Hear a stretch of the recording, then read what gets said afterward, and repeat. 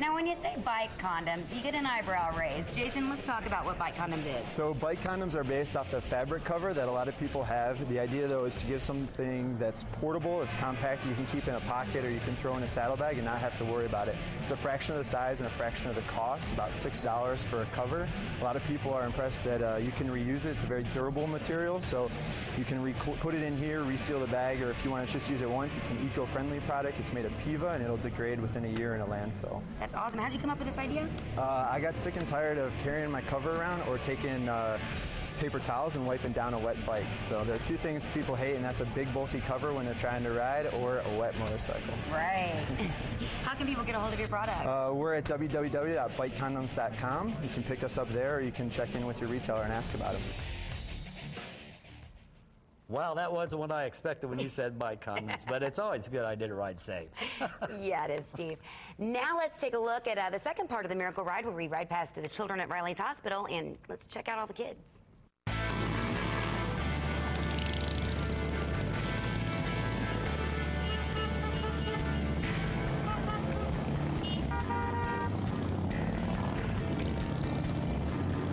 So, Amy, you guys were in the lobby, and how'd you hear about the Miracle Ride? Well, actually, we were picking up a pizza from Papa John's. They actually delivered here to the hospital, and there was 4 bikers that pulled up, and Luke got really excited about the bike, so we took him outside. They let him sit on the bikes, and one guy was actually doing some magic tricks, and Luke got a little wand, and he helped with the magic trick, and out popped a little Harley beanie, so that's where he got that yesterday. So. And Luke, you're excited to see these motorcycles, aren't you? Yeah, you want to tell him thank you? Thank you. Evan, what do you think of all these motorcycles going by? I think it's really cool that they can take the time out of their schedules to come ride for us. Being a Riley kid, it means a lot. Now, you went and spoke to the Miracle Ride Committee. What was that experience like? It was good to be able to speak for all the kids here and just tell the committee how much it meant to the kids here at Riley for the ride to come here.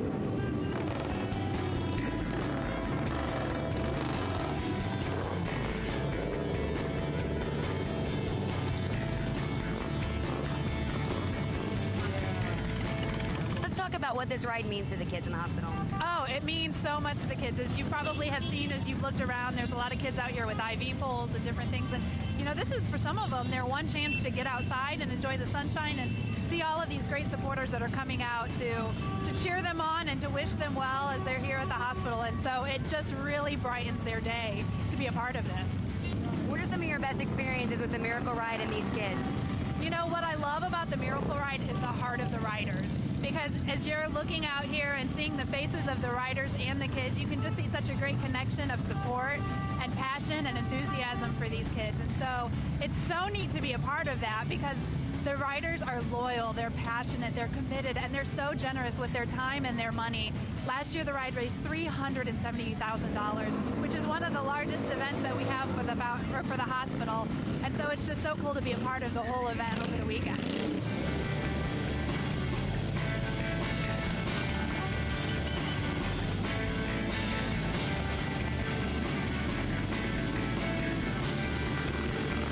Does the meaning change a little bit when you're on this side of the motorcycle? Yeah, it does. It just gives me even a greater respect for what the bikers do out there. Sometimes they get a bad rap for what's going on, and what people don't realize is all the good that they do and all the money that they raise, and it just, yeah, it makes it even deeper respect. Have you seen any of your friends? I've seen a couple people that I might recognize. Do you want to say thank you to the bikers? Thank you guys. This means a lot to us. It means a lot just to come out here and watch you guys ride by.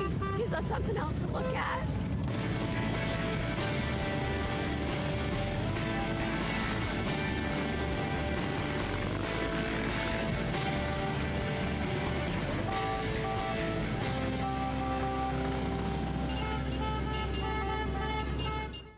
Well, I'm sorry I missed it, but there's always next year. Now let's take a look at this week's Bike of the Week.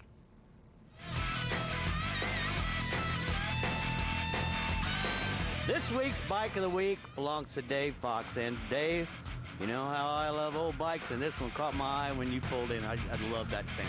Oh, I really appreciate the thought of it, and you know, like I said, I've had the bike for a long time, and I'll keep it. Once I pass away, it goes to my boy. Now tell me about it. What year is it? It's a 1953 pan shovel. I bought it 25 years ago. I've had it for 25 years, and I just keep it restored and keep it polished up, put new chrome on it when it needs it, and it treats me right. Now, how many miles do you think you put on in a year? In a year's time, I'm going to say probably, 4,000 or 5,000 miles. So you just don't let it sit at home? Yeah, no. It's a real nice bike. You don't see them anymore. No, and you don't hear them going down the road, and that's what I miss. Me too. You know, these new laws coming out, you know, with converters and the injection and system and stuff, it's hard to find parts for these old motorcycles anymore. So, like I said, I like keeping it clean. I like keeping it running, and it's a one-kick Harley. I mean, I can get on it right now and kick it one time, she'll fire up. So, she's a nice bike. And I had a dresser, and I sold the dresser and kept this. Well, there you go. Well, take care of it, man. It's an awful cool bike, and I'm sure you get a lot of compliments on it. And enjoy it. I know your son's going to. I really appreciate that, and I appreciate you putting me on here. Thank you, sir. Now here's this week's Ladendorf Law Trivia question. What do you call a basic form of motorcycle stripped down to its fundamental parts? Mom's bike, naked bike, or home bike? Don't go away. We'll have the answer when we return.